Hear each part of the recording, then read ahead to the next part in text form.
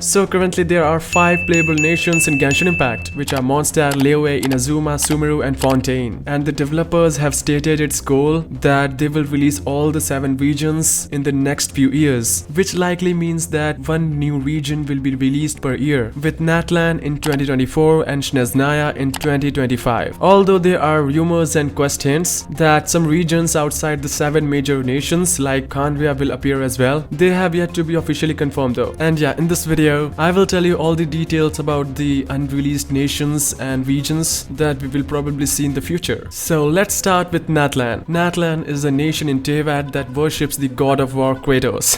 Just kidding. The god of war also serves as the Pyro Archon. It's not immediately clear who the current Pyro Archon is. The only name we have seen mentioned as the Pyro Archon is Murata, but it's not clear if she's the original Pyro Archon or she took over the original, or you can say after the original. Nor does it give away whether she's the former or current Archon. We know that there are only 2 members from the original 7, Venti and Zhongli, which means that there have been at least 2 Pyro Archons. However, the only mention of Murata is in a section of manga that takes place thousands of years ago, and even then it's uncertain whether she is the current Archon or a former one. Furthermore, it's not revealed how many Pyro Archons have been there in the past 1000 years. If any, the manga does explain that the children of Murata are blessed with hardy bodies and fiery red hair, but that contemporary tribes like Vanessa's have lost the knowledge of their god or their past after leaving the nation, with only the art of combat being passed down to them. Natlan is a mysterious nation for players, as there have been exactly 0 NPCs from the nation in the game so far. Nobody seems to have mentioned Natlan or what's going on in the country, but here's what I have heard so far from the in-game characters. Natlan is on the other side of Sumeru's Great Red Sand. It is made up of different tribes who follow different rules. The people in Natlan also practice shadowboxing, and the volcanic activity of Natlan creates natural hot springs, which is amazing. There are dragons in Natlan which are coexisting with humans and have gone through massive evolution over a long time, and war is constantly raging in the region and it ravages the land like an undying flame, or you can say it's like a Dark Souls world. El Capitano of the Fatui Harbinger is engaging in endless war in that region, and despite being a dragon himself, Neuvillette guesses he wouldn't be welcomed by the other dragons that dominate Natlan, and the ores used in Natlan are imbued with divine flame. And yeah, a new weapon added in the Fontaine arc called the Talking Stick reveals a bit more information about Natlan's history, focusing on the story of a person named Tenoch, I am sorry if I spelled it wrong, to resist the threat of turbid black tide. Tenoch recruits warriors from 6 major tribes. While many might assume the turbid black tide is the cataclysm, the timeline doesn't line up for this to be the case. According to Talking Stick's description, the Mir Jivare was created after Tenoch's story, but the Wanderer's troop is known to have visited the Mir Jivare thousands years ago. Therefore, Tenoch's story took place more than thousands years ago, with the cataclysm happening around 500 years ago. The last few crumbs of information we have on Natlan come via the Teyvat storyline preview. The featured character will be Inshan, and it seems the region is inspired by Mesoamerican civilizations. And yeah, that's all the information I have currently on Natlan, and it will get released this year. Now let's talk about Snezhnaya. Despite being the final region set to be released in Genshin Impact, there's been a lot more revealed about Snezhnaya than some other regions, given it has been a key component of the main story. Snezhnaya worships the Cryo Archon, the Sevetsa, who is described by Dainsleif as a god with no love left for her people. The Fatui are a military force under the control of the Sevetsa, and the 11 Harbingers act as their executive officers. Snezhnaya is also technologically superior to the other nations, and the Fatui are the strongest military force in Teyvat. Snezhnaya is described as a nation of constant winter storms based on the Soviet Union, and Child has said people can literally freeze to death if they don't keep moving. It seems fitting that Snezhnaya is the final region to be released, given the Fatui are one of the major antagonists in the game, and the number of story characters the players has already met come from Snezhnaya as diplomats in the Fatui, including Scaramouche Dottore, Child, Argelino, Signora, and many others. As for Sevetsa, there is a bit of information about her from various sources, but we still don't know much. She is not the original Cryo Archon, and Zhongli and Venti are the original members of the 7. However, she was the Cryo Archon by the time of Cataclysm 500 years ago, as she was greatly changed by the events that took place. Since then, she has been on a mission via the Harbingers to collect the Gnosis from the other 6 members of the 7. As the moment, the Harbingers have secured 4 Gnosis, Ventis, Zhongli's, Raiden Shoguns and Nahidas, added to the Sevetsa's own. This This makes 5 Gnosis out of 7 in the hands of the Harbingers. But why the Cry Archon is collecting the Gnosis is currently unknown. The Savitsa has the power to grant delusions to her followers, which act like visions but slowly drain the life force of its users. It's believed that all the Harbingers carry a delusion, and all Elite Fatui enemies the Traveler encounters theoretically carry one as well. It's unknown what the Savitsa's ideal is, though many believe it is or was love, but I don't think so. As for the region of Snezhnaya itself, here are some bit of information I know. There are blizzards that can last for a month straight, and even though there's danger in this, the people look up to the sky and are happy to be alive. There are massive factories in Snezhnaya, and the country is military superior to other nations. There is a festival called the Krisnik. I don't know if I spelled that right or not. It is also celebrated in Snezhnaya. The Adventurers Guild originally hails from Snezhnaya, though it is much more trusted as an organization than the Fatui are. Zaplorani Palace is an important palace where the Savitsa reigns. Now let's talk about the other regions that can potentially be released, or they will release but they are just not confirmed yet. Number 1 is Khaenri'ah. The fallen region of Khaenri'ah is one of the major parts of Genshin Impact's lore. This former kingdom is where the twins arrived when they appeared in Teyvat. Around 500 years ago, an event occurred to as the Cataclysm took place. During this time, Celestia and the Archons destroyed Khaenri'ah, transforming the people who lived there into monsters that are now known as the Abyss Order. Dainsleif, which is also a major story character, hails from the Khaenri'ah region, and also Kaya. Dainsleif is roaming the continent after the fall of the kingdom, and he is extremely embittered towards the Seven and Celestia itself. Khaenri'ah has been stated as the connected location of the final story chapter, simply called Chapter, the dream yet to be dreamed, but the extent to which players will be able to traverse Khaenri'ah is unknown. However, it does appear that it will be one of the regions we will visit eventually, but probably not for a long time. Now let's talk about Celestia. The floating island of Celestia is shrouded in mystery and seems to be a major driving force behind the events of the game and many important characters' motivations. It is said to be the place where the divine reside, both the 7 Archons to an extent and the gods who are even higher than them in the heavenly hierarchy. It seems that the Archon have complicated relationships with the Celestia, given Venti's and Zhongli's hesitant to discuss it, and the fact that Red and E has completely cut ties with it. Furthermore, fossil lore, the Hydro Archon constructed an elaborate plan over 500 years to outright betray Celestia and destroy the position of Hydro Archon entirely. Celestia was behind the destruction of Khaenri'ah and seemingly many other regions in the Teyvat history. The Gnosis that Archons use are apparently tied to Celestia, but 5 that players have met so far has given up or lost their Gnosis, and 2 of them, E and Zhongli, seems rather unconcerned about it. Venti also seemed hesitant to talk about Celestia, and some of the only information he offers is that the water is foul and the fruit is bland. Celestia is apparently ruled by some entity or concept known as the Heavenly Principles. This figure or concept is the main impetus behind almost all of the Teyvat's history, events and structure. The main antagonist of the game, the Fatui and the Abyss Order, are working to take down the Heavenly Principles, freeing Teyvat from its grasp. According to Nahida, the Heavenly Principles have been silent since the Cataclysm. Finally, the unknown god that the Traveler and the sibling mate at the beginning of the game calls herself the Sustainer of Heavenly Principles. And there are some theories as well. People's speculation suggests that Celestia is the location of the loading screen for Genshin Impact, as well as the opening cutscene where the twins fight the Sustainer of Heavenly Principles. Celestia's role in the story will be fleshed out more over the coming years, but whether players can visit the floating island remains unknown at this time. But what do you guys think? Which nation are you more excited for? Comment down your answers below, and I will see you in the next one.